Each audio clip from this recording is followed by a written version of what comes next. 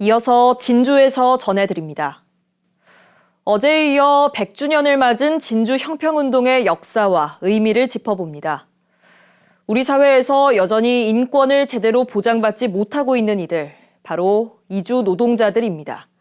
최근 이주 노동자들이 국내 인권 활동가들의 도움으로 차별에 대한 고된 투쟁 과정을 한 권의 책으로 펴냈는데요. 국적을 뛰어넘은 인권연대가 오늘날의 형평정신으로 이어지고 있다는 평가입니다. 박기원 기자입니다. 20년 전 강제 추방에 반발하며 명동성당 앞에서 1년 넘게 농성에 나섰던 이주 노동자들. 당시 현장에 있던 마문 씨에게 이주 노동자에 대한 차별은 아직 진행형입니다. 사업주의 동의 없이 회사를 옮기지 못하고 억압적인 고용관계도 이어지고 있다는 겁니다.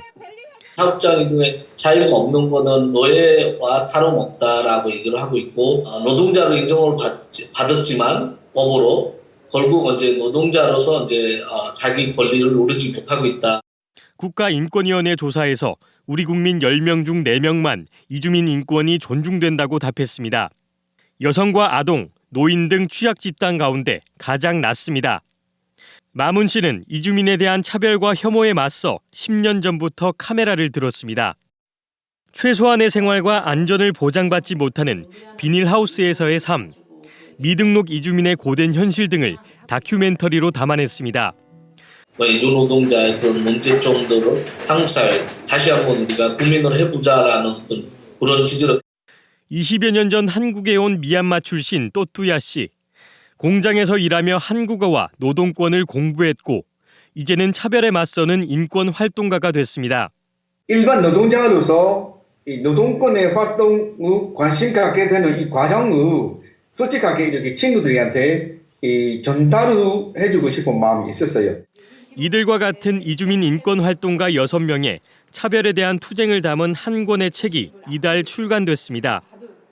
이들의 이야기를 책으로 엮어낸 것은 한국의 노동인권 활동가들이었습니다. 당사자의 목소리가 세상에 나올 때 변화가 출발할 수 있다고 생각하는데 그 목소리를 듣지 않는 우리 사회에 대한 문제의식이기도 했고 스스로에 대한 반성의 기록이기도 했고요. 이주 노동자도 차별받지 않아야 할 우리 사회의 구성원이라는 사실.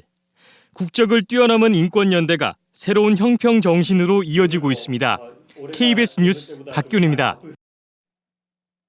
형평운동 100주년 기념식이 오늘 오후 진주 남강 야외무대에서 열렸습니다.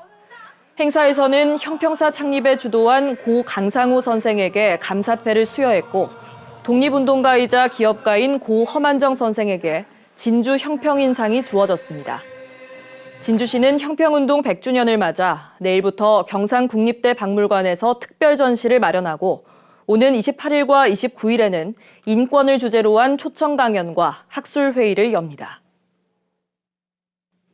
진주시가 오늘 시청에서 미래항공과 JD 등 6개 기업과 투자 협약을 맺었습니다. 항공과 선박, 바이오 등의 분야인 이들 기업은 진주시 정촌면에 조성 중인 경남 항공국가산업단지에 1,000억 원을 투자하고 인력 350명을 신규 채용할 계획입니다. 반도체 전문 인력 양성을 위한 반도체 공동연구소 USG 클린룸 준공식이 오늘 경상국립대에서 열렸습니다. 34억 원을 투입한 반도체 클린룸은 미세먼지를 포함한 기온과 습도 등 반도체 품질에 영향을 줄 수 있는 요소가 일정 규격에 맞게 관리되는 공간입니다. 공간에는 노광 장비와 열 처리 장비 등이 설치됐고 울산 경남 혁신 플랫폼인 USG 공유대학에 참여하는 반도체 공동연구소로도 활용됩니다. 지금까지 진주에서 전해드렸습니다.